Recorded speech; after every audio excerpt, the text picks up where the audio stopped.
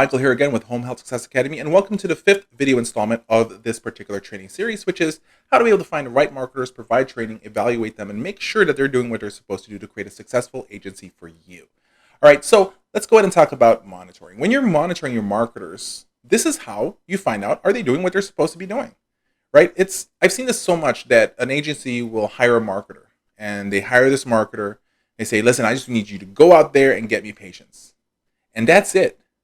There's no accountability other than the fact that in the end, they just want to see those referrals coming in. And that can actually be a bad thing, right? You know, the question is, like I said, when we bring in marketers, we have expectations. We talked about that in probably the first video of this series. We talk about the expectations of the marketers, what we expect of them, what we're going to pay them, what's their pay structure, their bonus structure.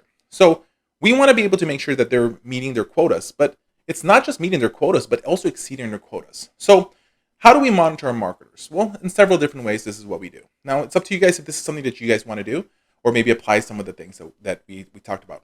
We talked about earlier on about cold calling, making sure expecting the marketers to make some cold calls. So we use a particular system that we tell the marketers, when you're calling these agencies or these potential referral sources, we want you to use this phone right here. So they can use the phone at our office. We actually install an app into their phone as well, whether it's an iOS, Apple phone, iPhone, or it's an Android based phone like a Samsung Galaxy or something like that. We can install this app, and within this app that we use, it actually automatically records all the calls that are outgoing and incoming. So this is just a way for us to be able to monitor. And you guys hear that when you call companies, sometimes the customer service are going to say, just to let you know, this call is being recorded for, right, monitoring and customer satisfaction purposes. That's exactly what we're doing. We're monitoring them. So that's one way that we monitor a lot of our marketers. We can actually literally pull up their report and show how many calls they made outgoing this week or next month. And then it coincides with the automatic recording. We can listen in if we need to. We're not going to listen to every single calls, but we're going to listen to every now and then, especially in the beginning of us hiring this marketer, because we're evaluating them, especially that first 2-3 months. It's such an important thing. Because I need to make a decision within 60 to 90 days. Am I going to fire this person, or am I going to keep them and try to hold on to them a little bit longer, maybe provide them more training, right? So that's one way we monitor and we evaluate them. The next thing is also every marketer that we hire must put a GPS tracker. The GPS tracker that goes into their car, or we do have some company cars in some of our agencies that we provide them that's already also being GPS tracked. The GPS tracker is meant for us to be able to see where are they going on a daily basis, right? Are they... we'll take a look at if they're zigzagging. We don't want them to do that, going back and forth across town. We want them to be able to have a ready path of what they're supposed to do today and the next week.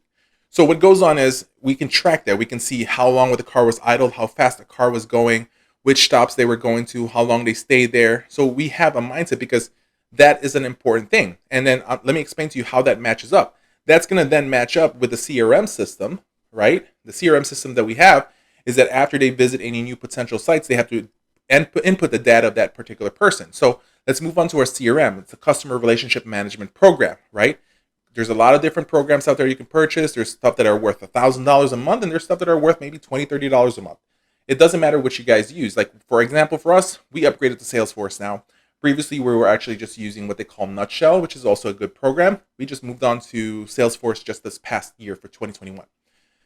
But it doesn't matter what you can use. What happens is we can then figure out what's going on, because we have this process in our follow-up system that when a marketer sees a new facility for the first time, they enter the contact information, the facility name, what they talked about. And we already have a set structure in what we say the first time we visit, the second time we visit, third time we visit. But what goes on is once that marketer enters that, it triggers a system where the front desk person will be notified in our facility, that we have a new entry. Her job is to then put together a little thank you note for seeing so-and-so and put that in the mail. It's a thank you card for seeing us, for giving us the opportunity, and there's an intro letter in there. She's going to send that by mail because we're trying to touch them a different way. So we're hoping that mail-in comes into the mail within the next 3-4 days. It's just an acknowledgement of saying thank you for letting us see them and explain to them more about our company. The next thing is once she enters that she already made that particular card with the letter, she did her job. It then triggers and goes into the director of nursing or the administrator, whichever we decide. But in our facility, for our home health agency, it goes to the administrator. For the home care companies, it goes into the office manager. So then what happens from the initial visit, within 48 hours, the administrator or office manager will then have to call that referral source and say, hey, thank you so much for seeing Michael today. We truly appreciate it. By the way, this is my position. Thank you so much for giving us the opportunity. We're here to be able to help you guys. If you have any questions, I'm always here. So right there alone, they're going to get different follow-ups already thing going on. So the CRM is used to enter new information, but at the same time, it's for you to really not forget to do certain things in your whole follow-up system. It is also a good thing to be able to know that, hey, next time I visit this place, I heard that the lady said she likes bundt cake, or she likes a certain type of cupcakes, or she likes a certain type of donuts. I'm going to bring that for her, right? I'm going to put, that's like the little black book that you may have about these agencies, about these facilities. It makes things better. So these are monitoring things. We're seeing what they're doing. We know how many entries they're putting in. We know when they put a new entry in. So that's another way of monitoring them as well, okay? The next thing is when they actually have to start their week, on Monday, they have to turn in their visitation map for the whole week. Not for Monday only. No, when Monday starts, we get the whole week. We already know who they're visiting on a daily basis. Now, they may add an extra few people here and there. If they see something in the field, they get referred to someone, but we already know who they're visiting, right? Included in the fact who they're visiting, it's already placed in the map, so they tell us who they're going to visit first, second, third, fourth, fifth, sixth, seventh, and so forth. And so we're going to use that map if we're going to look into let's say, for example, we're going to use Tuesday to monitor to see what they're doing. We're going to look into Tuesday's visits, look into their GPS tracking. Did the CRM, and did they follow the step-by-step places they visited? Or did they add a few more things? Do you guys see what's going on? You have to evaluate. In nursing, I'm a nurse, by the way, just to let you guys know if you guys haven't known that yet. Well, guess what? In nursing, we have what we call the nursing process, right? It's ADPI. It says, assess, diagnose, plan, implement, and evaluate. So we kind of use that in a way in marketing. You assess the situation, who you're targeting, who you're marketing to, who you're going to be meeting. Then you diagnose, you find out what the problems that these companies are facing that you can fix, that you can become the solution for. Then you plan your marketing strategies, henceforth the schedule that you create, the mapping that you create, you implement, right? That means you apply your marketing strategies, what you learn, your knowledge. And then you always have to evaluate, because maybe when you evaluate, you find out things that should not be done or is not working, right? That's how we find out if certain strategies that we're doing are working or not, and that's what we share with you guys, are the ones that has worked. Goes the same exact way with our marketers. When we evaluate them, we want to make sure that they are able to apply the knowledge that they learn, right? And they're getting the results that we want them to get. And if they're not doing that, then my job as an owner, as a manager, is to fire them. Because why should I keep somebody, put them in the payroll, and they're not meeting the requirements and expectations, like I said in the beginning? That right there is the biggest thing that you guys need to do. So this is the whole thing about hiring, retaining, training, and evaluating your marketers to know what they're going to do is the right thing.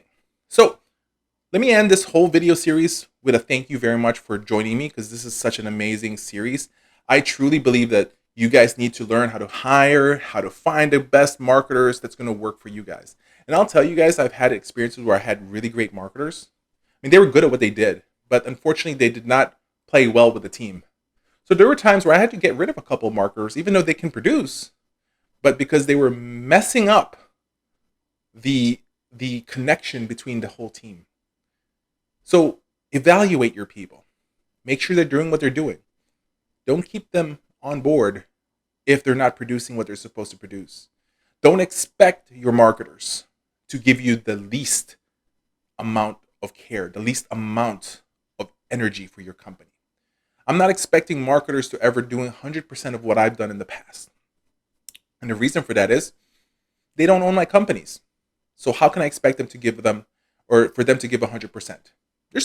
I'm not always giving 100% in my company. There's times where I like to chill.